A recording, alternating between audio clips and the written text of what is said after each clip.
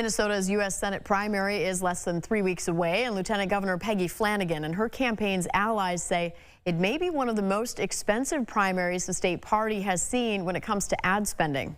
This is a primary. This is just record-breaking.